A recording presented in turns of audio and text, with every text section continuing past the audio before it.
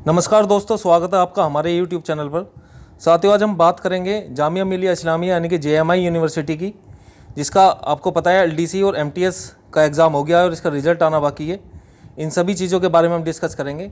अगर आपने भी जामिया मिलिया इस्लामिया क्या LDC या MTS की कोई भी परीक्षा दी है ना, तो ये वीडियो आप ही के लिए है।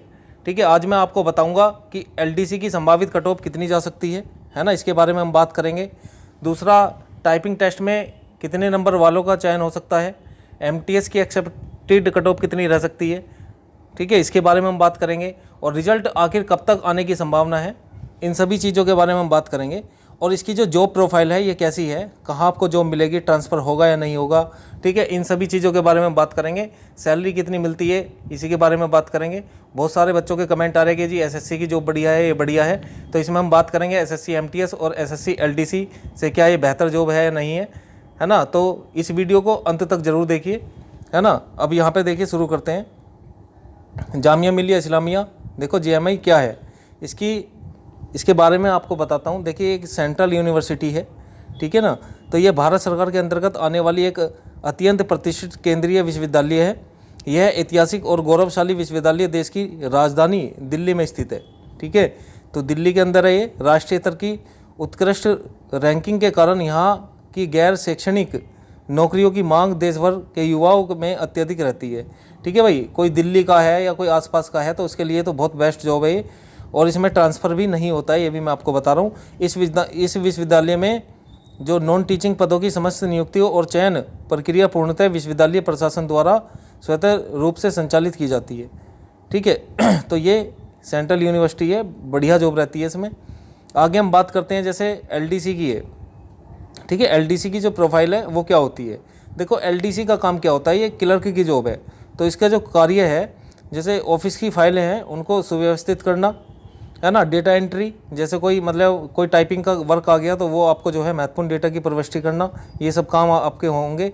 आधिकारिक पत्राचार यानी कि लेटर्स व डॉक्यूमेंट की टाइपिंग करना, है ना, ये भी आपको काम करना पड़ेगा। और अभिलेख प्रबंधन यानी कि रिकॉर्ड्स और RTI आवेदनों का रख रखाव, ठीक है, ये सब चीज़ें आपको इसमें करनी पड़ती है। और यहाँ पे देखिए, यह जो पूरी तरह से एक डेस्क और इंडोर ऑफिस जॉब है, मतलब आपको जो है ऑफिस में बैठकर ही जॉब करना है, ये मार्केटिंग वाली नहीं है या कोई फील्ड में जाने वाली जॉब नहीं है, ठीक है, कि भागदौड़ वाली जॉब है।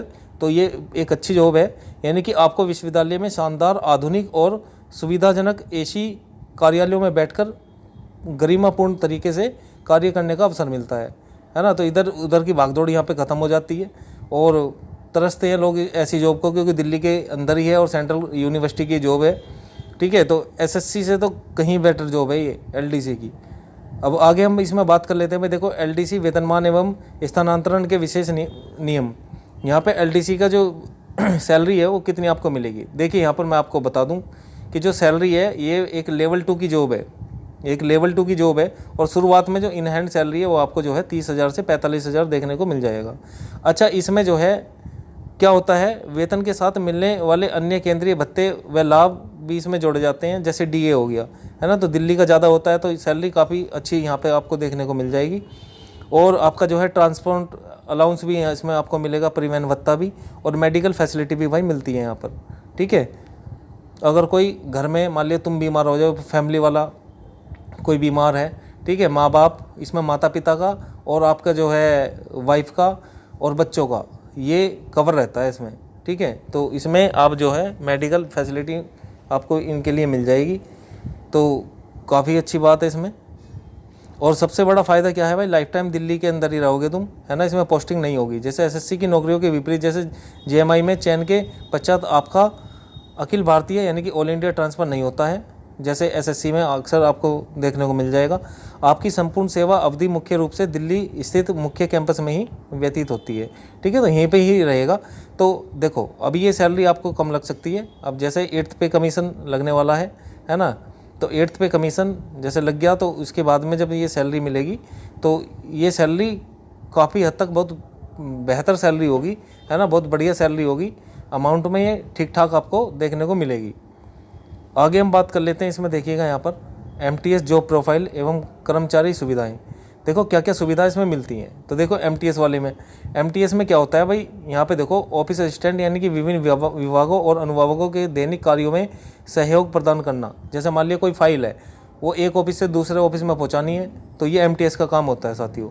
ठीक है, एमटीएस का काम ये नहीं कि भाई झाड़ू पोछा मारना है, उनके लिए अलग से ये होते हैं। कभी आपने ये मन में बिठा के रखो भाई एमटीएस का काम सिर्फ यही होता है, तो एमटीएस का काम सिर्फ ये होता है कि भाई कोई कागज़ है तो उसे एक डेस्क से दूसरी डेस्क पे पहुंचाना। ठीक है, और कोई बाहर का कोई लेटर है वहाँ पे पहुँचाना है फील्ड में। ठीक है, तो वो भी एमटीएस करता है इसमें। फाइल मूवमेंट यानी कि महत्वपूर्ण फाइलों को, दस्तावेजों को एक अनुभाग से दूसरे अनुभाग तक पहुंचाना, ये काम होता है। सिस्टम सपोर्ट करना यानी कि आवश्यकता पड़ने पर बेसिक कंप्यूटर संचालन, जिस पे मान लिया कंप्यूटर वगैरह आता है, एमटीएस की जॉब में ही ऐसे करते हैं। जिस पे मान लिया कंप्यूटर वगैरह आता है तो उसे कंप्यूटर का थोड़ा बहुत वर्क दे देते हैं, नहीं तो उसे जो है जो फाइल पेंडिंग पड़ी हुई हैं, जैसे फाइल है ना, तो इसे जो है सीक्वेंस में लगा दो, इस तरीके का कोई काम दे देंगे। तो उसे उसके अनुभव के हिसाब से अगर उस पर जो भी चीज़ आती है, जिस चीज़ में भी वो माहिर है, उस चीज़ को उसको उस तरीके का काम दे देते हैं एमटीएस को भी।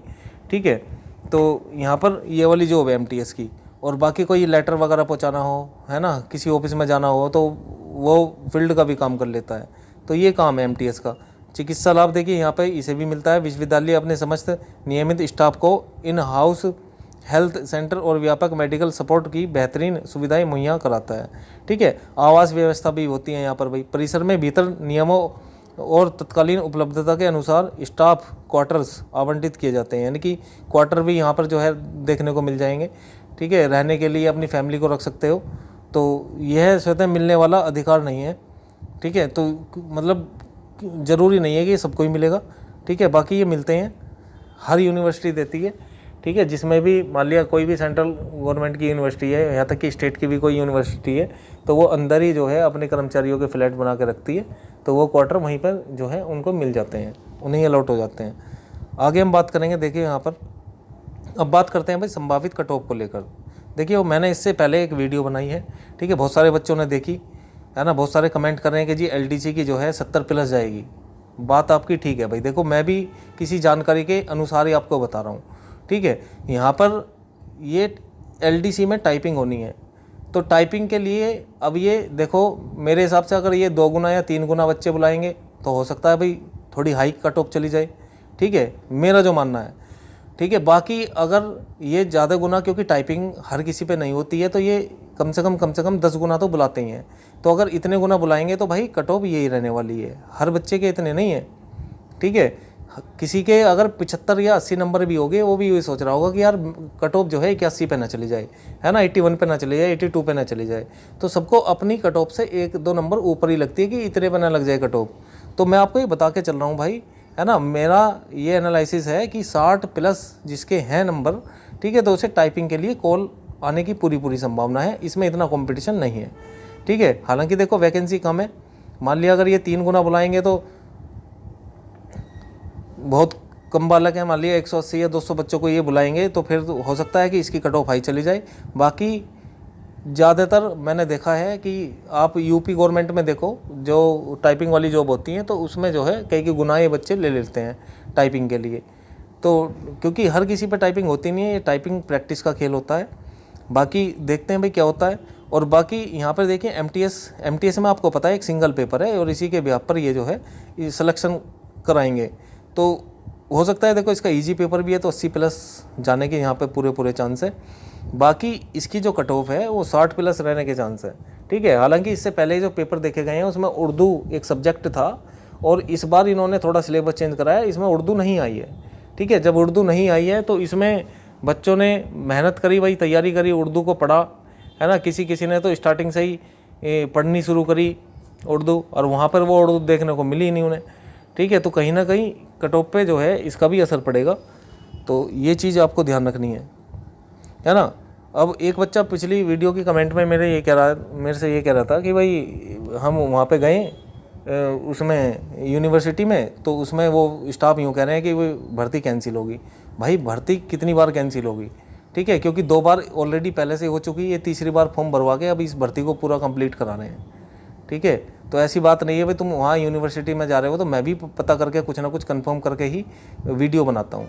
ठीक है, तो इसके बारे में आप जो है ये ना सोचें भाई कि भाई कुछ पता नहीं है कि मतलब वैसी वीडियो लेकर आ रहे हैं, ठीक है। तो जानकारी हमारी भी है ना, तो हम भी कुछ ना कुछ मतलब पूछ के आपको जो है सूचित करते हैं।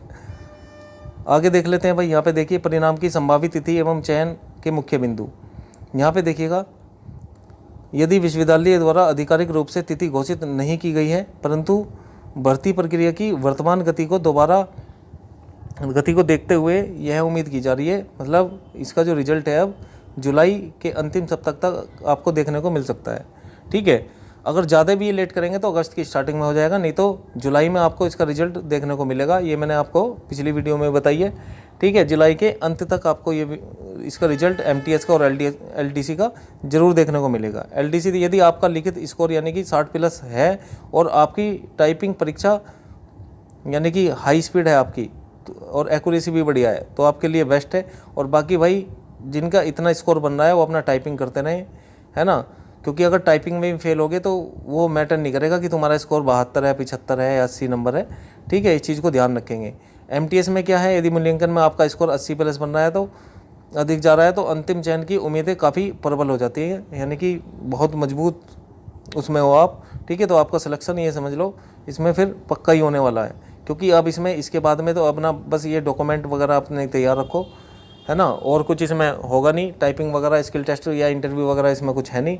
तो आप जो है एमटीएस के लिए जो एमटीएस वाले बच्चे हैं वो अपने डॉक्यूमेंट रख सकते हैं। एलडीसी वाले बच्चे अभी जो है अपनी टाइपिंग पे फोकस करो, ठीक है। अफवाहों में ना हो भाई, क्योंकि देखो मैंने आपको बता दिया कि अगर ज़्यादा गुना बच्चे बुलाएंगे तो आपको टाइपिंग करने का मौका मिल जाएगा, है ना। फाइनल कट ऑफ क्या रह सकती है, फाइनल की अभी हम बात नहीं कर रहे हैं, अभी सिर्फ हम कह रहे हैं कि टाइपिंग के लिए आपको इतने नंबर पे कॉल आ सकती है, ठीक है। ये पूरे चांस है। अब आगे की हम बात करते हैं। यहाँ पे देखिए कमेंट बॉक्स के लिए, यदि आपका कोई क्वेश्चन है ना, जैसे बहुत सारे बच्चों ने उसमें भी कमेंट करे मेरी पिछली वीडियो में कि जी तुम्हें मतलब आइडिया नहीं है कि इसमें कट ऑफ इतनी जाएगी, ठीक है, इतनी रहने वाली है, उतनी रहने वाली है। भाई देखो पूरी मेहनत से वीडियो बनाता हूँ, ठीक है। अगर आपको मेरी ये जानकारी अच्छी लगती है ना, और आप देख रहे हैं तो भाई चैनल को ज़रूर सब्सक्राइब कर लें, क्योंकि जो भी मुझे सूचना मिलती है मैं पूछता रहता हूँ, ठीक है। तो उसके बारे में मैं आपको ज़रूर वीडियो बनाकर डालता हूँ। जैसे अब ये दूसरी वाली वीडियो है ना, तो ये इसी वजह से मैंने बनाई है कि भाई बच्चे ज़्यादा डाउट में है ना, बार बार कमेंट आ रहे हैं कि भाई एसएससी से बढ़िया जॉब है नहीं है, इसकी जॉब प्रोफाइल क्या रहेगी, तो ये सब चीज़ों के बारे में मैं बताता रहता हूँ। तो नीचे कमेंट बॉक्स में लिखकर बताएं कि आपने कौन सा फॉर्म भरा था, है ना, या दोनों हैं आपके, एमटीएस है एलडीसी, दोनों के में परीक्षा दी है आपने, ठीक है। आंसर की यानी कि आंसर की तो देखो इसमें आपने मिला ली होगी गूगल से, ठीक है, तो ये पता चल जाता है। आपके अनुसार इस बार सामान्य वर्ग की कट ऑफ इससे भिन्न रह सकती है, अपनी राय ज़रूर दें, है ना। हो सकता है भाई आपकी राय ठीक हो, बाकी मेरे हिसाब से तो इतनी कट ऑफ रहेगी जितने मैं आपको बताइए टाइपिंग के लिए वो, और जो एमटीएस की है वो 80+ जाने के पूरे चांस हैं, क्योंकि इसमें जो है लेवल एलडीसी से काफ़ी इजी देखने को रहा है, ठीक है। बाकी चैनल को भाई सब्सक्राइब कर लें, क्योंकि अगर इसकी कोई भी नई वैकेंसी आएगी या नई कोई अपडेट होगी तो मैं आपको जो है वीडियो के माध्यम से सबसे पहले दूंगा, ठीक है।